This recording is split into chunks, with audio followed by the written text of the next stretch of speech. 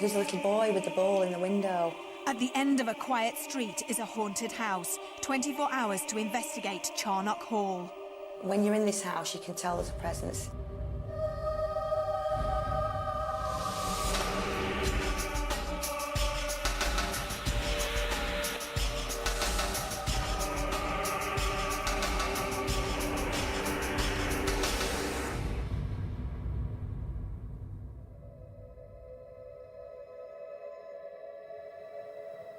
Hello and welcome to Most Haunted. Now, most people think that ghosts like to reside in old drafty castles in the middle of nowhere.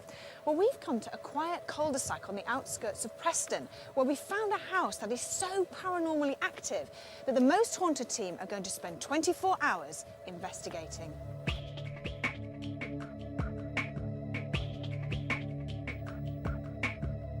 Charnock Hall has a long history and was once owned by the royal family. In the 17th century, Robert Charnock, a Catholic priest, lived here. It was around this time that Catholicism was frowned upon and many masses were conducted here in secrecy. The current owners and past residents have witnessed dark, shadowy figures that look remarkably like priests.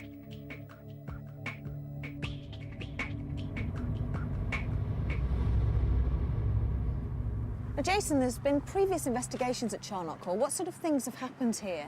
Well, I think probably one of the most interesting events happened to two different people on the same night, and that was they went upstairs to use the bathroom, and when they came to exit the room, they couldn't get out as the door was being pushed from the other side. They also had a transfiguration experience where several people saw a person's face change into what they thought was a nun because they had a cross hanging around, and also all the electricity flicked off for no reason, and Carol, who owns Charnock Hall, said it never happened before. One of the theories behind that is that ghosts actually can use mains electricity in order to manifest. Now, there's absolutely no scientific basis for this, but it's a popular psychic theory. Now, Derek Okora, our spiritualist medium, he's actually on his way to the location. He has got no history whatsoever of Charnock Hall, so I think it's going to be a very interesting evening altogether.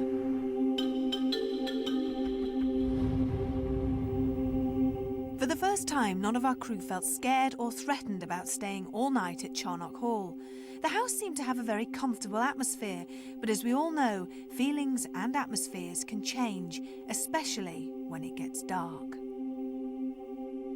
When I took the staircase out, was the first time I really noticed something. There was just a pair of ladders up to the bedroom so I could get upstairs, and I heard people walking up and down the stairs, and there was no stairs here. So I was quite excited, really. My stereo player comes on in the middle of the night, and my television switches on in the middle of the night as well. A friend of mine came round and he sat outside in the car and he said, "Who's Carol got round? Who's the little boy with the ball in the window?" And they said, "Nobody, Carol's in there on her own." And there was a little boy in the front room window upstairs bouncing a ball. We came here for a séance actually, and it was a very interesting night. When I arrived, there was a really strange humming noise, and I was the first to arrive, and it was really loud, and that was really noticeable. And then other people arrived and it stopped. And I was looking for something electric, but there wasn't anything. Anyway, we went on and had the séance, and all sorts happened, but what really sticks in my mind is when I went to the toilet, up the stairs. And I've been loads of times, it didn't bother me at all. This particular night, I went in the toilet, washed my hands, and as I was coming out, the door had closed and it wouldn't open, and it wasn't locked. We had a few little lights that came in the room and we're all sat round, and they kept flying round us, and then they disappeared into the corner of the room. And then one of the ladies that was here, who I didn't really know, I'd never met her before, she went into another figure. She just turned into somebody different, like a nun with a cross, and she went old and her neck elongated, and it was quite scary really when we're looking at her, and she couldn't speak. She was youngish, I think she was blonde, and she was 4 or 5 ladies along the left to me. And during the séance, I could hear other ladies on the other side saying that she was changing, so I looked. And I couldn't get full frontal face, but I definitely saw her neck grow, and she aged. She couldn't speak. And I was thinking, this is really weird. And then temperatures changed. cold, really hot, and everybody was noticing it. We were holding hands and suddenly everybody was burning or everybody was really chilly. It was really an interesting night. The middle bedroom is the one that's got definitely things happening in there. That's the one where my friend experienced the monk sitting on the bed. A medium picked up the most spirits in that room, and my friend won't sleep in that room. And in fact, a lot of people won't go in that room. I feel protected. I don't feel frightened at all. It's a really nice. Whoever's here, they're looking after me. My estate agent, when I put the house on the market, which I really didn't want to sell, but I have to do for certain reasons. She came in and sat in the front room, and she took all the details of the house and the measurements of the rooms and stuff. And she just said to me, Carol, somebody just sat next to me on the settee. And she said, and what they want to know, they told me to tell you that you have to make your mind up what you want to do. You do know there's something here. When you're in this house, you can tell there's a presence, definitely. But it's nothing to be frightened of at all. I do have a friend that comes and stays pretty regularly at the moment, and she's had a few experiences of little things happening, and she won't come upstairs without me, she won't go to the toilet without me, and she won't sleep upstairs, she has to sleep downstairs. Well, this house is a private house. It's not well known as a haunted location. There are, however, a lot of historical facts that we do know, despite the fact that it's not particularly important in paranormal terms. The most important family connected with the hall, and the reason it's called Charnock Hall, is the Charnock family, the principal member of which was Robert Charnock. Now, he was a Catholic priest in the area, quite an important person when it was deeply illegal to practice the Catholic faith in the 17th century.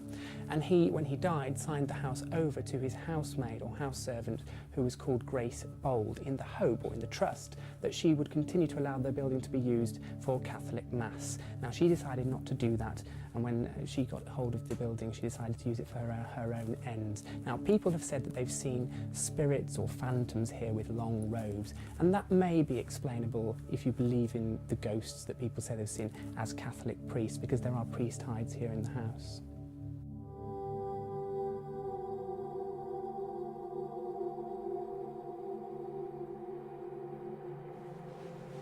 This is the oldest part of the building, and I absolutely love it. It's so welcoming and warm. But in spite of that, the owner had a friend who brought their dog here, and all the dog did was cower under the table. It was absolutely petrified.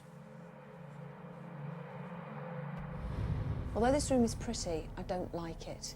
Now, a guest was sleeping here, and she woke up in the middle of the night to find two monks sitting on the end of her bed, starting to have a conversation with her. She didn't hang around. She stood up, screamed, and ran out.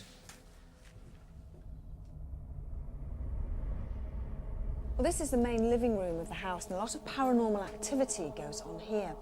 Now, Carol, the lady who owns the house, is asleep upstairs in bed, and all of a sudden she'll hear the stereo and the television come on of their own accord. She'll come downstairs, switch them off, and go back to bed again.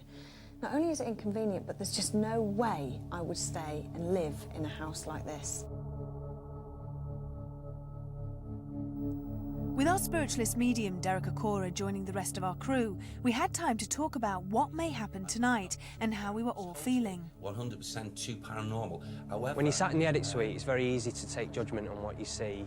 But now that I'm here and I know that the lights are going to go off later, I'm not sure how I'm going to react to it. I am a little apprehensive.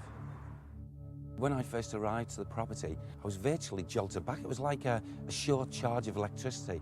And I was always assigned to a sensitive that a ley line, and quite a strong ley line, is attached underneath this property here. It can help the spirit entities to be experienced more than if there was no ley line there. I have no idea what I'm expecting to happen tonight.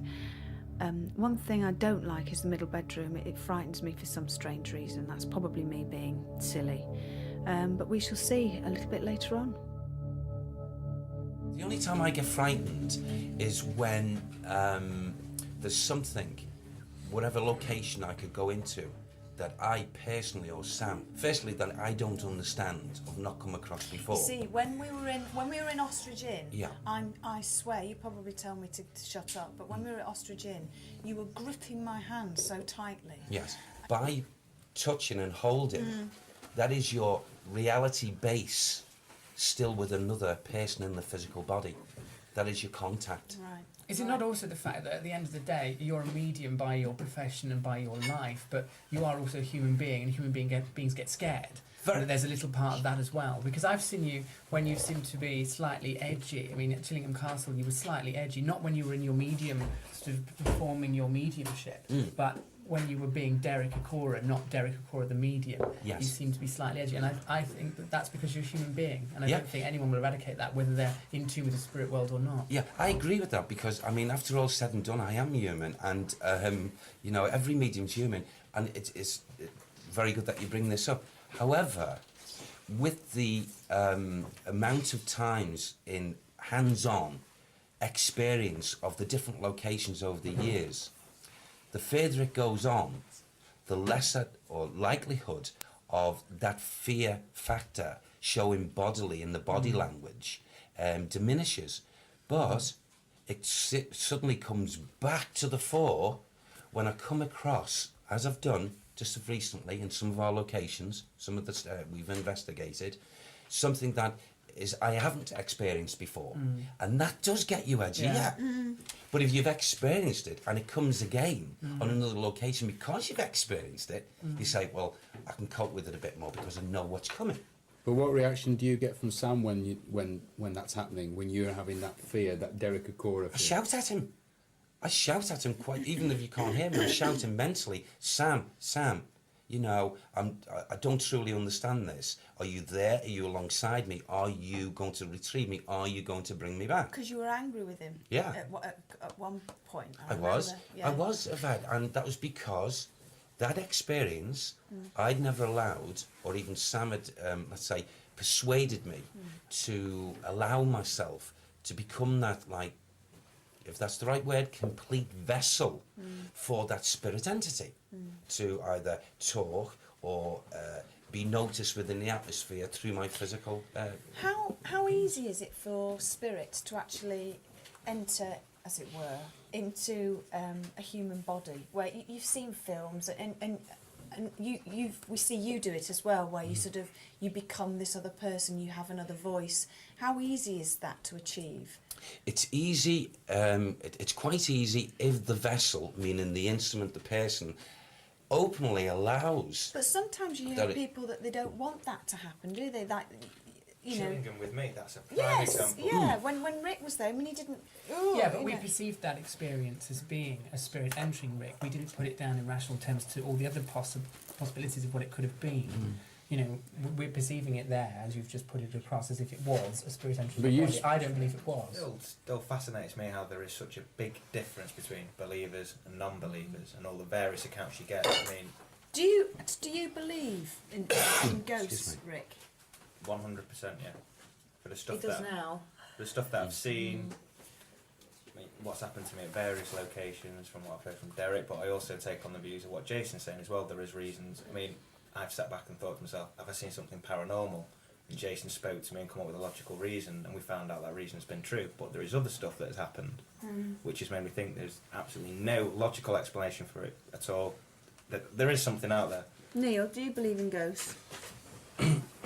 When I started on this job, I was completely in the middle, and I think now I'm swaying towards 80%.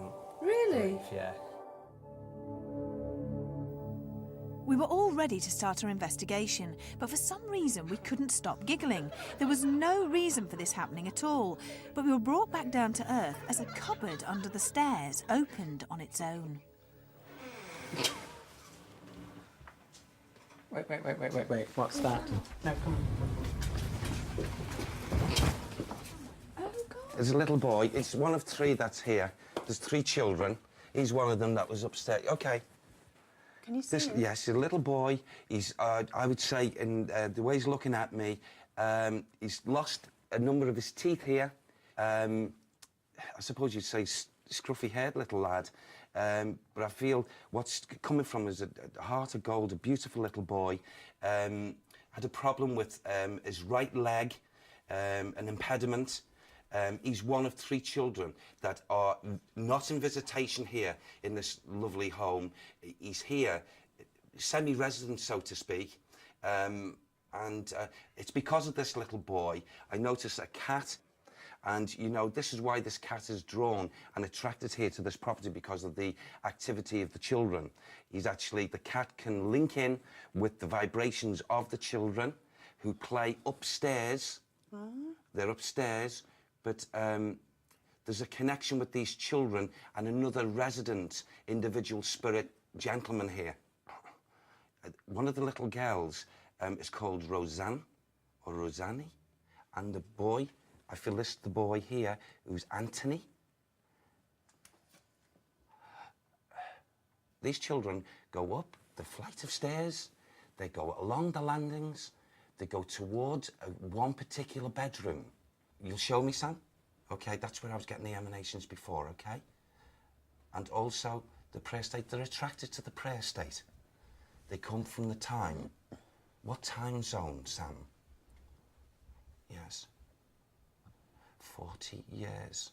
40 years after the established foundations of this building. 40 years. So what year would that be, Sam, that these children are linked to?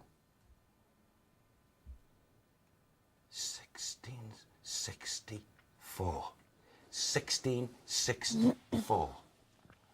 To go back. I think it's important to note this door does not have a latch and opens naturally of its own accord, which is why it's been sellotaped shut, and that the gaffer tape simply come unhinged. That's why it does that. I mean, if you leave that now, if we do an example. Right, well, it was like that, and it was stuck down. Yeah. Like that. And it's been like that for some time. So when the gaffer tape, if you leave it, leave it, but gaffer tape comes unstuck. Yeah. And it opens of its own accord. Okay, well that may be. Well, you know, as you just said, that may be Yvette. There's a little boy here. He's one of 3. He's a charming little child. There's nothing negative about him. And it's because of these 3 children. The amazing thing about the cat, the attraction of the cat, you know, and I feel this goes back. I really feel so strong to say that cat, an incarnation into this lifetime now, has had some kind of link with these children in a previous time. The cat has? Yes. This is why this cat has just suddenly turned up. You mean the physical cat that the physical stays cat here? That's come here now. He's turned up. He's turned up at the... You see, I feel it's because now, and I do know this because speaking very briefly to Carol Leona, when she said that she was, you know, selling up and what have you, this often happens with spirit people, linked either children or adults to a particular property. I've seen this so many times in the past, where a hive of activity takes place when, as the children like the lady, also the gentleman, which I'll talk about, hopefully he'll show himself upstairs, are a little bit despondent or down. They've liked her being here. Right. They've enjoyed it, and maybe they're thinking, hey, who's going to come here next? Are you picking up anything in this particular part of the house? You see, I want to talk about something to do with the foundations. I know for a fact, an absolute spiritual fact, that this property is foundational on top of a very, very, very strong ley line. There's no two ways. Oh, it's so strong here. And you know, I'm also being taken back in thought with this gentleman going back in time, and there's a very strong connection. It might not be this particular home, and it goes back before when? 1626. Let's go back beyond and down, because as we go from... It's a monastery.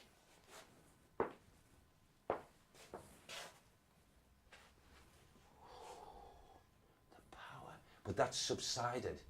That is not so active these days. It was known by previous owners. It was known of the monks walking through. Hooded monks. Oh. How long, when were monks here? 1400 and something. Why were there monks here in this house? Not in this house. Before this house. Building before the house, on this site? Yes. here. What sort But of going building? back, like a not a full monastery, but a what do they call that? A cut off from a monastery where there was monks in prayer state. But they come from another place. That's the connection. So there was a monastery that these people, these monks, were attached to, but they were here separate for a reason, away from the main monastery. How do you fancy turning the lights off? Love it. Okay, should we turn the lights off? Love it. Let's go. Yeah. Yeah. With the lights off, we decided to go upstairs into the middle bedroom. This is the room where ghostly figures are seen on a regular basis, and it's a room that I didn't like. See, now, I'm very aware, at times, during the day and the evening, of childishness, child play, feelings of laughing and giggling, and a hive of activity of 3 children. I feel a wonderful band of 2 little girls and a little boy. The little boy, a bit of a scallywag. I feel from the time that they go back from or to, they would have had to, for some reason, fend for themselves. And I feel there's so much the strong link with this particular individual monk that in actual fact they went to him, and I feel that the tenderness of his heart, he fed these children. And this is why there's an kinship to him, and yet earlier I felt as if it was from a different time, and it's not. Both interlinking at the same time. So, you know, I can get things slightly wrong until I come into the atmosphere. You see, the energy, this monk is listening right now, Yvette, Jason, to this conversation. And yet... I don't like this room. Yeah, he's... Why? I don't like it. He's listening, and you don't like it. No. I also feel, maybe in the previous owners, not the actual owner today, but the previous owners would have felt that there was poltergeistal activity here.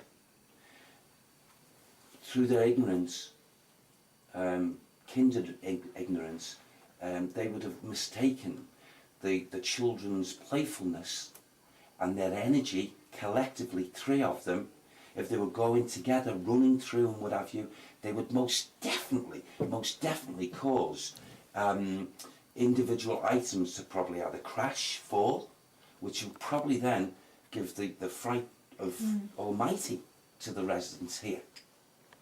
You see, the knocking of doors and noises are most definitely attributed to the children. Playfulness, not poltergeistal, anything like that. Now, where the monk is concerned, he's such a, he won't mind me saying it, a quiet sort of man. Quiet disposition. I feel he has been seen. He should have been seen.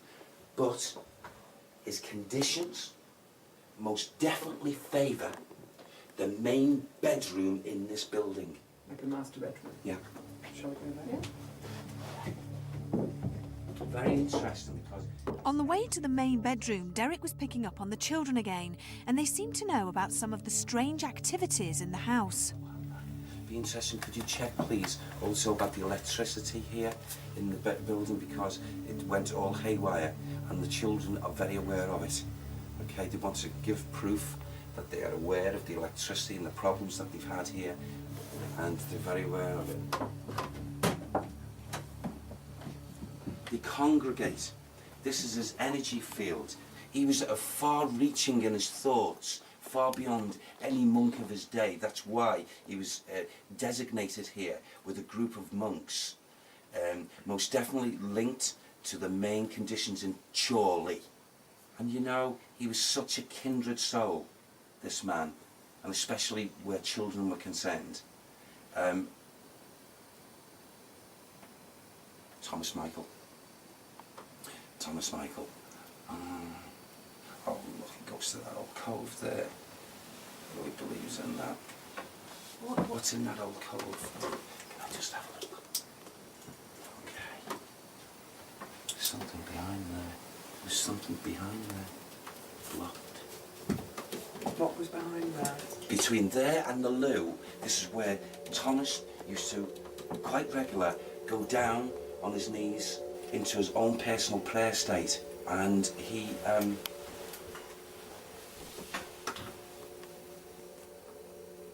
was against the witchcraft, okay. Oh God, as that went on here as well.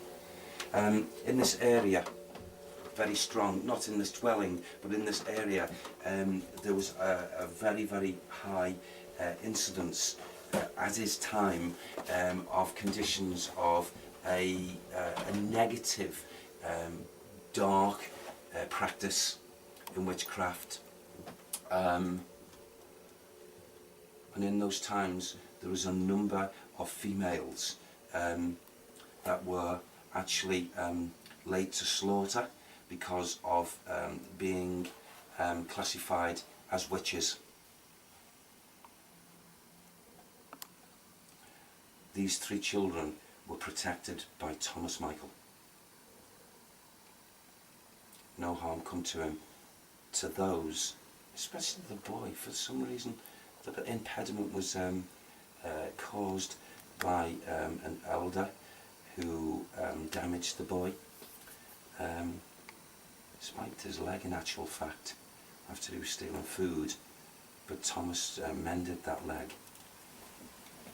Bless him. He was very spiritual, this man. He still is. Very kind, kindred soul. I feel that the cat that is presently here is from the links of their time, reincarnated, and has found his way. Of his age, the cat, thank you Sam, physically is 7 years of age, comes from a home that has got 14 on its front door, that is local, or not too far away. He's lost his way, but people say he's lost his way, but he hasn't. He's found his way to the children, especially to Anthony.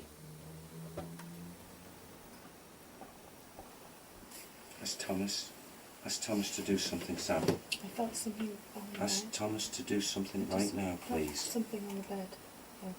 Whereabouts? Here behind me, like a tiny little thump down the other side of me. Just, this room's active at times. There's no... To your left or right? Here, to my left.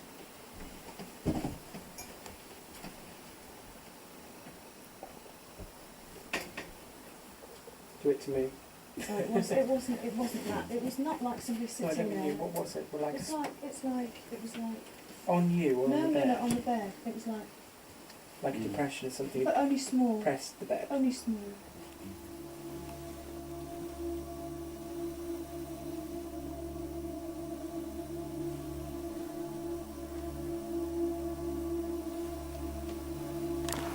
This in here, you know, Yvette, this bathroom here, okay, very strongly, for some reason, is where I felt like the covering and the hood was placed over my head, and he was nowhere near as tall as me, and not a heavy-set person, but I felt the sincerity.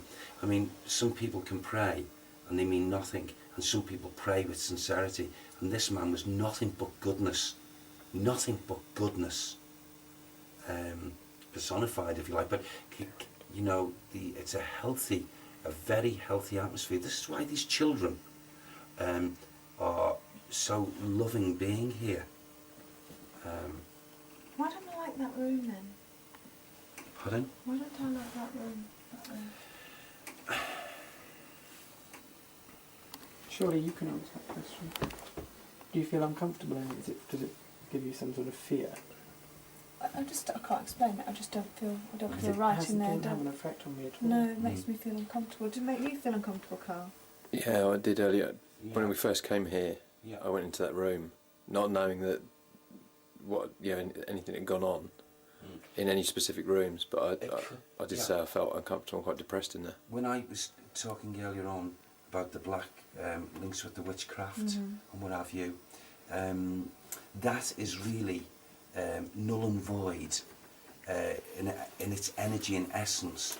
However, because I was receiving that at some time, the conditions may have been that an individual or person was accustomed, more possible than not, a lady that was, and I'm talking about going way back now, would have been maybe practicing. She may have been one of the ladies within the area who were slain because of the black witchcraft, or were accused of being. What do you mean slain? Well, put to death, put to physical, you know, having their life taken away from them because not of their beliefs but their practices. I also feel that this group were collectively, not individually, but collectively were not a good thing for children around. This is why this monk protected these three, took them into, it was like a father figure to them. And maybe that's why you were feeling what you were feeling. Maybe I'm just, imagining things. But when you just, I know when I walk into friends' houses, you either like them or you don't like them, and I didn't like that. Well, everybody does that when they buy a house. They go in and they think, does it feel nice? Does it feel I think there has to be a reason for a feeling why you feel unpleasant in certain rooms. You don't like. That doesn't have to be paranormal. No, it doesn't. No, I'm not saying it does. I just can't explain it. 1626 was the time. Someone lived in fear of a group of people turning up on horseback.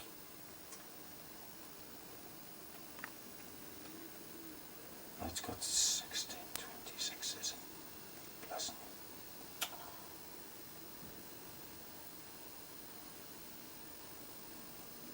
There's a history, a strong history, to the time of 1626. A very significant change that took place to the foundations and the conditions of where we stand now of it. Absolutely. And that was the monk who impressed that with me. Very strong. Obviously, apart from the monk, these three children, I can almost guarantee 100% that these children, what they've done and what they do, can be experienced and picked up by the present occupiers of this home now. I feel so certain about this because of the energy as I've walked through, and you see, as we've got the quietude now of late at night, I feel possibly the children generally will hold on until everyone's minds are calmed down, either into sleep or falling into sleep, and then they would really come to the fore then. That would be interesting to check, more so than in the daytime. But people, when they fall into sleep, are more likely to have allegedly paranormal occurrences and experiences. Yes, I agree. Because they're in a dream state. Yeah, I agree. But I'm talking about whilst they're still awake and maybe reading a book or something. Just being quiet. Or just being quiet, yeah. Calm. And I feel it's then that they really centre their thought and energy to try and draw attention through whatever they're doing by making noises and what have you. And I feel they find it much easier, these three, because they group together. They don't do it individually. They group together. So they put all their energies in collectively, you see. Well, do you think then we should go and have a break and maybe we can all sit down and relax and see what happens? Yeah. Yeah? Okay, The children come out to play. Yeah. I hope they do. Charnock Hall had proved intriguing. If Derek was correct, and the monk-like figure prays in the alcove, maybe it was his spirit who likes to shut the bathroom door. Now that we knew about the children and a monk, we wanted to try a séance. We knew that séances had been conducted here before, with positive results, but would anything happen to us? Is there any spirit, presence, or entity of any kind who wishes to communicate with us here? Please give us a sign that you can hear us and understand us. If you are there, Please give us a sign.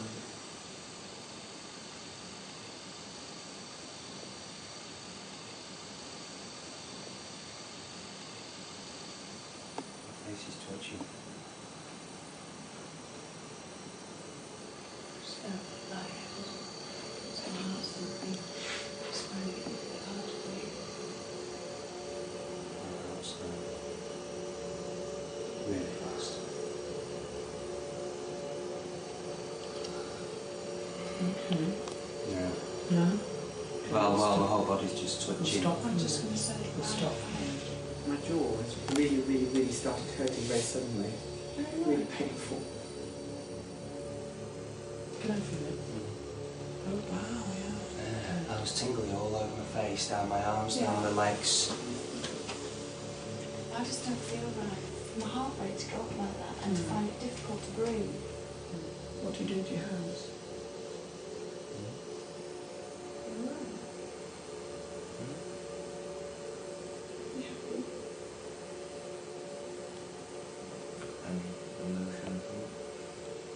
Can I just call a stop to this and put a light on? Sure. Yes. I just think that's fair. Rick's odd behaviour was a little worrying. He didn't want to speak much and kept feeling his hands. It took a while for Rick to come round. Why had this happened? No one knows. In previous seances, we had experienced cold spots, floating orbs, and something touching us. But in this seance, everyone had internal feelings, and it took us some time to feel normal again. After a break, we went back upstairs into the middle bedroom.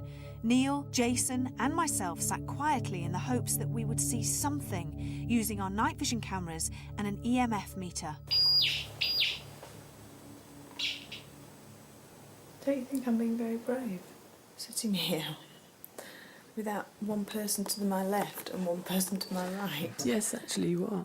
But you said you don't feel scared now in here, like you did earlier on. Why do I not feel scared here? And I have done and everywhere else we've gone. Going back to what Derek said, there wasn't anything particularly negative about what he said, and everything was quite happy. Oh, I got right at the bottom of the screen. It's quite big. Come on, if there's anybody in this room, can you show us some more of these little lights? Oh. That's got quite a sharp pain in the head. Oh gosh, good grief. Where are they? On the floor? By the waste paper basket. Where's that? Just down here. Yeah. So we had managed to catch 3 orbs. They were small, but one of them moved in a very peculiar way, almost stopping to change direction. There were no drafts on the floor or any windows open, and dust was discounted. But it seemed odd that as we were talking about the supposed ghosts, these small orbs were showing up on camera. How much longer should we give it? Go and see what's happening downstairs. If not, we can go and swap over. Should we do that? Yes. As Carl, Rick and Stuart had caught nothing downstairs in the lounge, maybe now was a good time to swap rooms. Now it's our turn to see if we can come up with anything. Now I've gone over and sat in the corner.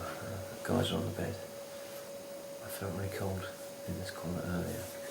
There's definitely something else here because it's warm now and it was definitely cold. There's no drafts in here, it's a very warm room. There's no reason for it to be cold here, and it was earlier. Oh, now that I'm pointing exactly in the same place where Jason, Neil and Yvette got an orb, and there's something's just flown through screen. This light form was something we had not seen before.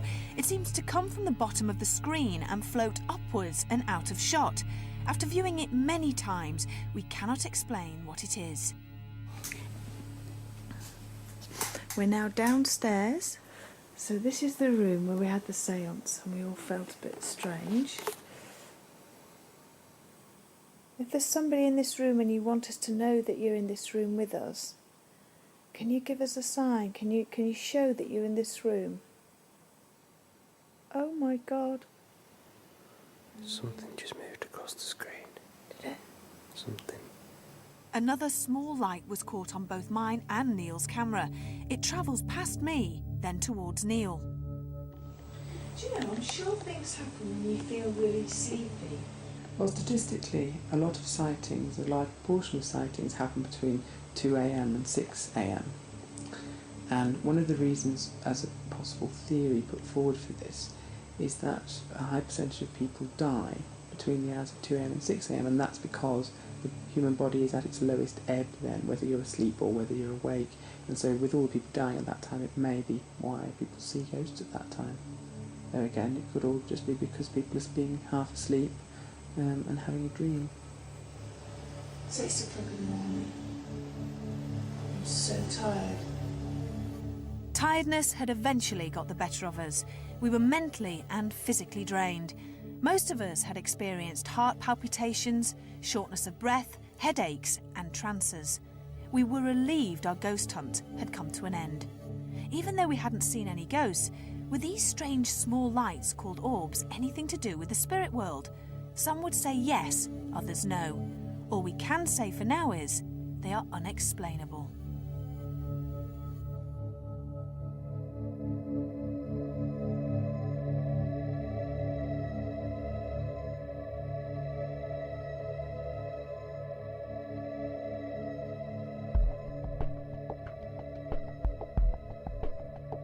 As we were ready to conduct the investigation, a door just absolutely slammed open to the left of us, and it stopped everyone on the track. Certainly stopped everyone laughing and giggling, which then was really the beginning of the investigation. The one thing that occurred last night, which I would like to look at in more depth, was one of these orb anomalies that we've had caught in the past. This was caught in the middle bedroom upstairs where some of the ghostly activity has been reported in the past. And the difference with this orb to other ones is that its movement was sort of quite strange. It came into the shop quite quickly, seemed to stop and hover momentarily and then move off very slowly. It just seemed a little bit odd to me, and I'd like to look at it in more detail. I feel that the three children, in actual fact, all of different ages, a little boy and two girls, actually found themselves leaving the physical body together. I couldn't, through my inquiries last night psychically, find out precisely how. And they're very lovely children. They bring a warmth. If there are children that come into this property at any time, these children, the spirit children, would really, really go to town in happiness. And I think they're an absolute blessing. Well, Charnock Hall isn't open to the public. Carol has absolutely no reason to make up or embellish stories about ghosts here, as perhaps some haunted inns and haunted castles do, because obviously that brings in the tourists and the money. So that makes it more interesting to me and gives it a bit more validity as a case worthy of investigation. 24 hours in Charnock Hall was certainly very interesting, but remember, your house may not be haunted, but you don't know what's going on in your neighbour's house, or indeed the house at the end of your street. We shall see you on our next location. In the meantime, sleep tight.